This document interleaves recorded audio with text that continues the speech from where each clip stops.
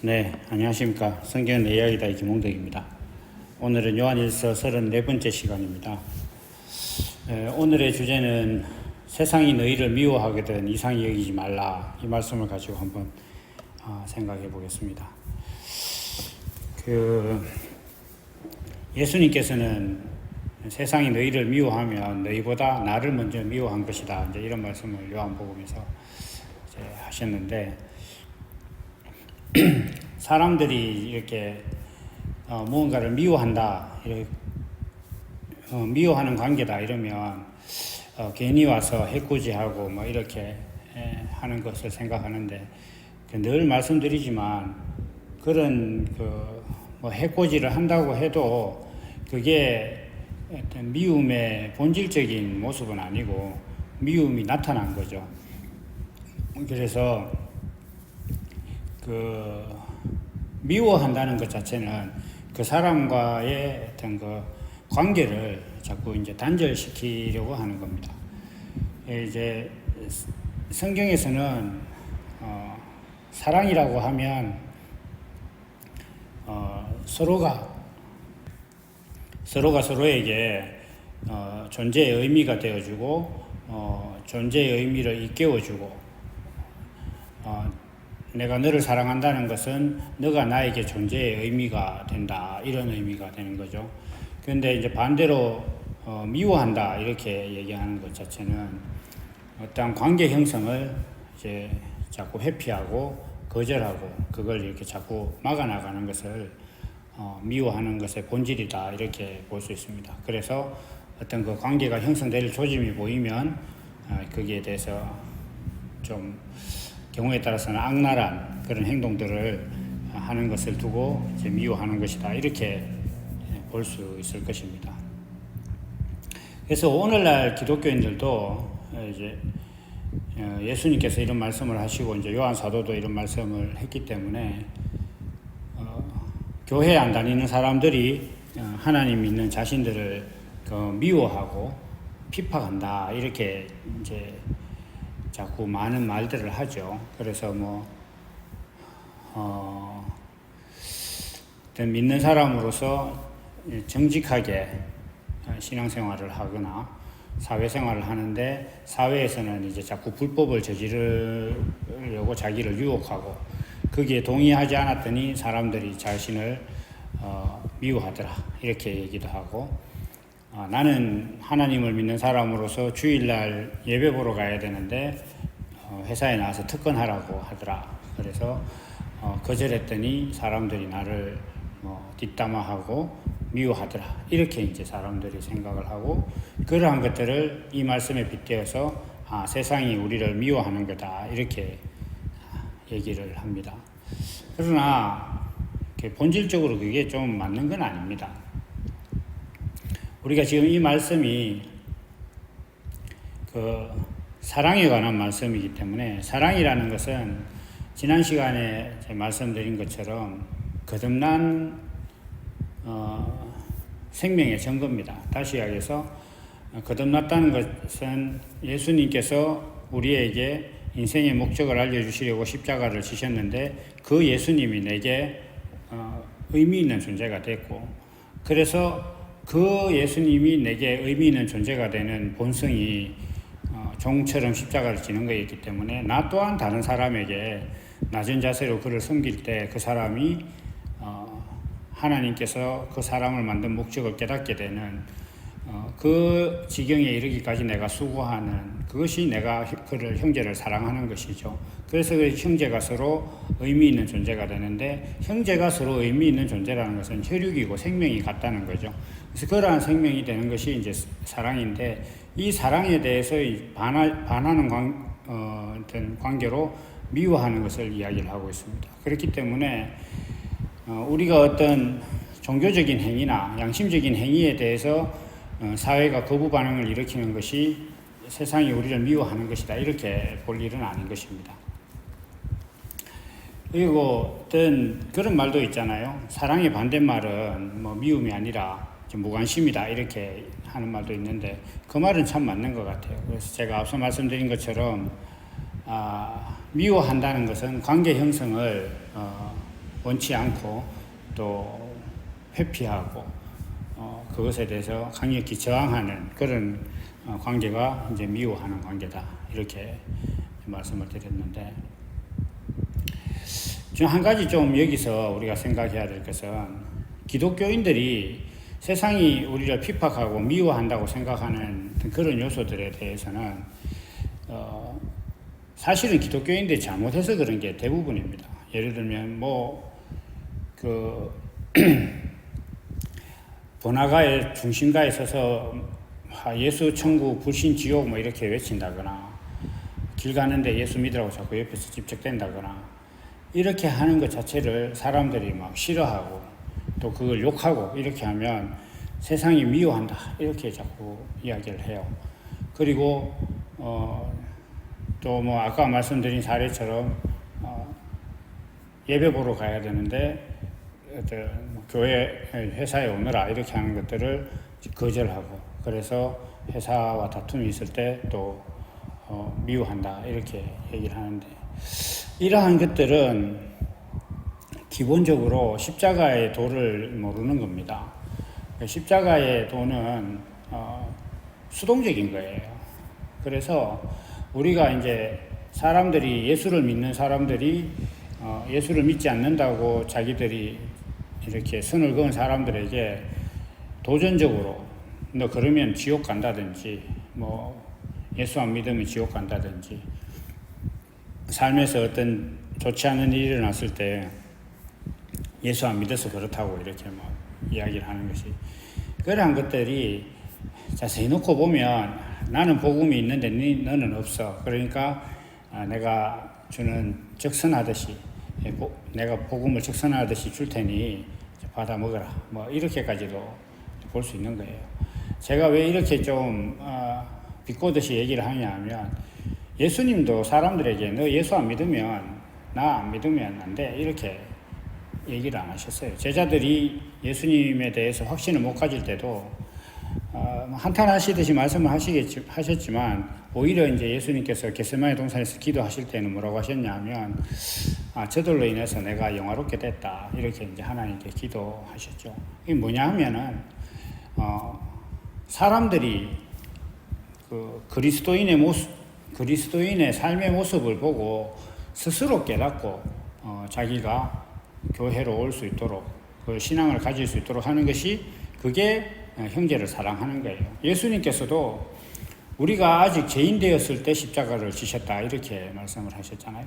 그러면 우리가 아직 예수님에 대해서 모를 때 예수님께서 우리에게 우리 존재의 의미를 깨닫게 하시려고 육신을 들여서 십자가를 지신 거예요.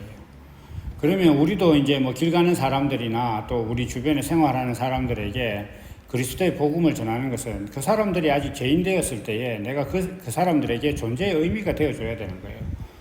그런데 아까도 말씀드렸다시피 세상이 우리를 미워한다는 것 자체는 우리와 관계를 형성하려고 하지 않고 무관심하려고 하는 거기 때문에, 우리가 그 사람들에게 뭔가를 하는 것에 대해서 애초부터 관심을 가지는 건 아닙니다. 그 십자가 밑에 있었던 백부장을 생각을 해보면, 제가 이제 몇 번 말씀을 드렸는데, 그 당시 백부장은 군대에 있어서 사실적인 실질적인 어떤 그 지휘관이에요. 지금 요즘도 군대가 이렇게 있지만 군이 있고 군단이 있고 사단이 있고 이렇게 쭉 내려가잖아요. 육군 같은 경우에 그렇게 하고, 사단 밑에 연대가 있고 대대가 있고 중대가 있고 이렇게 하지만, 실질적인 전투는 거의 중대가 하는 거죠. 중대와 대대가 실질적인 군대죠. 그것처럼 옛날에도 이 백부장이 거의 실질적인 사람이기 때문에, 그 십자가에 예수님 한 명 못 박는데 백부장이 2명 있었다고는 상상하기 어렵거든요. 그러면 그 십자가 밑에 있었던 백부장은 예수님을 못 박은 백부장이기도 하고, 그 다음에 또 그가 제일 먼저 예수님을 보고 저가 하나님의 아들이었도다라고 고백한 사람이기도 한 거죠. 그래서 이러한 그 관점에서 볼 때, 우리도 지금 사회에서 예수님을 전하고 이렇게 하는 것 자체가 나에게 무관심하고 관계를 단절하고 나와의 어떤 내가 보여주는 어떤 그 삶의 관계, 삶의 의미, 존재의 의미에 대해서 부인하고 뭐 그런 관계를 자기 것으로 삼으려고 하지 않는 사람에게 내가 존재의 의미가 되어주는 거예요. 이거 굉장한 일방적인 짝사랑이죠. 그리고 쉬운 짝사랑도 아니에요. 뭐 돈을 주거나 이렇게 하는 것도 아니고 내가 종이 돼야 되는 거니까. 근데 예수님께서 그걸 십자가를 지심으로 보이셨다는 거예요. 그거 왜 그렇게 하셨느냐? 그리스도라는 본성 때문에 어쩔 수 없었다는 거예요. 본성이 그렇게 끌고 가신 거예요. 아버지라는 본성이 어린 자녀하고 싸워서 질 일도 없는데 맨날 지는 것처럼 그리스도라는 본성은 하나님의 아들의 본성인데도 불구하고 사람들에게 늘 지는 본성이에요. 그것처럼 우리가 이제 사랑하는 것 자체는 사람들이 자기 존재의 의미에 대해서 관심도 안 가지고 살아가는 그 사람들 속에서 내가 이제 그 사람들이 삶의 존재의 의미를 깨달을 수 있도록 내가 육신의 수고를 감당하면서 이제 종과 같이 섬김으로 그 사람들이 자기 존재의 의미를 깨닫고 나를 보고 그렇게 종과 그리스도의 본성으로 사는 사람을 통해서 자신이 하나님의 아들이라는 것을 깨달을 수 있도록 살아가는 거단 말이에요. 그런데 기독교인들은 이 십자가의 도를 모르고 오히려 신앙을 가졌다는 것 자체를 무슨 권력처럼 알아요. 그래서 뭐 예를 들면은 이런 거 있잖아요. 옛날에 무슨 그 영화 있었는데 제목이 뭐였지? 그래서 일부러 제가 그 소극장에 가서 하는 것도 봤는데 교회 세습에 관한 거 이야기할 때 이제 교회 세습을 주도하는 장로가 인터뷰하는 장면이 나와요. 물론 영화 속의 장면이기도 하지만 아마 실제도 그랬을 것 같아요. 그게 뭐라고 하느냐 하면 세상 사람들이 자꾸 이 교회를 세습한다고 비난하는데 이건 하나님의 일이기 때문에 사람들이 그 세계를 모른다. 이 가치를 모른다. 하나님의 일을 사람이 왈가왈부할 일이 아니다. 이렇게 이제 얘기를 하죠. 이제 그런 가치관이 가장 대표적으로 나오는 게 세금 문제잖아요. 어떻게 하나님의 일을 하는데 세금을 내라고 하느냐 이렇게 얘기를 하죠. 그런 말들은 세금이나 뭐 어떤 세습의 문제가 아니에요. 그 사람들에게 그런 사고방식을 가지게 하는 근본적인 생각은 뭐냐면 예수를 믿는다는 것 자체가 하나의 권력처럼 그들에게 이제 자리 잡고 있는 거예요. 하나의 권세예요. 예수님의 권세 이렇게 하니까 사람들을 억누르고 내가 예수 안 믿는 사람들을 막 심판하고 너 이제 지옥 갈 거다 이런 식으로 막 심판하는 그런 권세라고 생각을 하지만 예수님의 심판은 십자가를 지는 거였어요. 스스로 자기가 그것을 보고 돌이킬 수밖에 없도록 하는 그런 심판이지 자기가 가서 먼저 주도적으로 막 그 심판하고 사람을 자극하고 공격하고 예수 믿으라고 막 압박 주고 이렇게 하는 게 아니란 말이에요. 이제 그런데 그렇게 하면 사람들이 어떻게 하냐면 당연히 반응을 해요. 왜냐하면 자기는 여기에 관심이 없단 말이에요. 관심이 없으니까 세상이 우리를 미워한다 이렇게 얘기했단 말이에요. 예수님께서 사람들이 너희를 미워하면 먼저 나를 미워한 것이라고 그것을 알아라 이렇게 얘기하신 것은 사람들이 너희에게 관심이 없는 것은 애초부터 그리스도라는 본성에 대해 관심이 없기 때문이다 이렇게 말씀하신 거단 말이에요. 그 관심 없는 사람한테 가서 막 자꾸 예수 믿으라 이렇게 얘기하니까 사람들이 그 가만히 있습니까? 자기 욕심들이 있고 다 살아가는데 그러니까 막 기독교인들에 대해서 니나 잘해라 막 이렇게 하고 막 기독교인이라 하고 이렇게 하는 거예요. 그 다 우리 그 십자가의 도를 알지 못하는 사람들이 초래한 거예요. 자기들이 그 일을 일으킨 거란 말이에요. 그러니까 이제 잠언에서는 뭐라고 하냐면 이른 새벽에 이웃을 큰 소리로 축복하면 그는 저주로 여길 것이다. 이렇게 이제 그런 말씀이 있어요.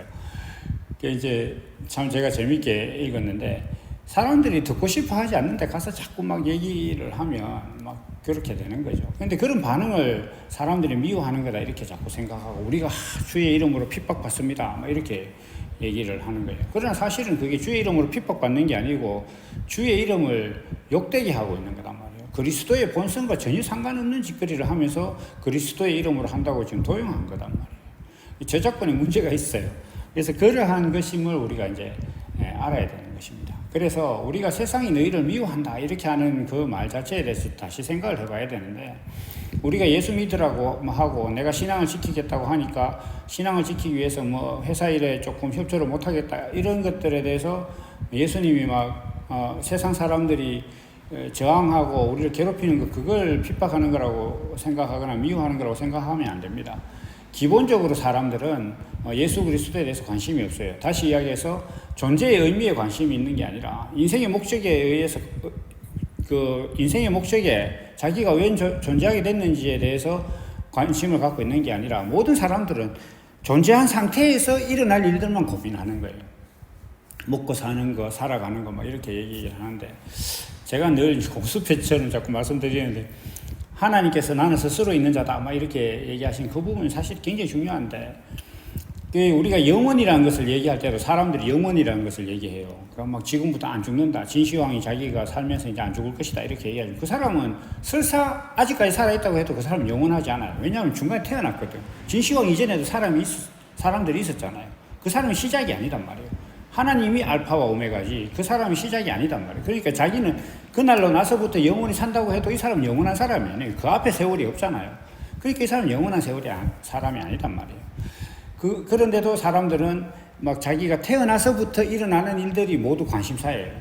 막 먹고 사는 문제, 자식들 문제, 막 사업의 문제 이런 것들 자기가 존재한 다음에 생긴 문제들이에요. 전부 다 자기가 존재한 다음에 태어나서 자기 앞에 마주한 문제들이 뭐 인생의 모든 목적이고 거기서 삶의 의미를 찾으려고 막 노력하고 있는 사람들한테 그 사람이 왜 존재하게 됐는지를 설명한 예수 그리스도는 시당초 관심의 대상이 아니었단 말이에요. 그래서 사람들이 그것에 대해서 관심을 가진 사람들을 바보라고 하고 미워하고 무관심하려고 하고 그런 사람들과 관계를 형성하지 않으려고 하는 게 있단 말이에요. 그게 미워하는 거단 말이에요. 그 이상하게 이기지 마라 그랬단 말이에요. 그런데 사람들은 막 자기가 그 무관심한 사람들한테 가서 너 그거 하면 지옥 간다고 협박해놓고 그 협박에 대해서 나타나는 반응을 사람들이 미워하는 거다, 뭐 핍박하는 거다 이렇게 생각이 크게 착각하는 거단 말이에요. 그런 식으로 이 세상이 나를 미워하는 거라고 세상이 나를 미워한다는 것을 이해하고 있는 사람들은 그리스도의 도가 없는 거예요. 한마디로 구원도 없고 거듭남이 없는 사람들이에요. 그 사람들은 사랑이 없기 때문에 사망에 거하는 사람들입니다. 그래서 이러한 부분들을 우리가 잘 생각해야 되고, 형제들아 세상이 너희를 미워하거든 이상히 여기지 말라 이 말씀 하나에서도 우리가 어떤 사람이 구원을 받은 사람인지 어떤 사람이 구원을 받지 못한 사람인지를 알 수 있습니다. 그래서 오늘 말씀은 여기까지 하고 또 다음 시간에 이어가도록 하겠습니다. 감사합니다.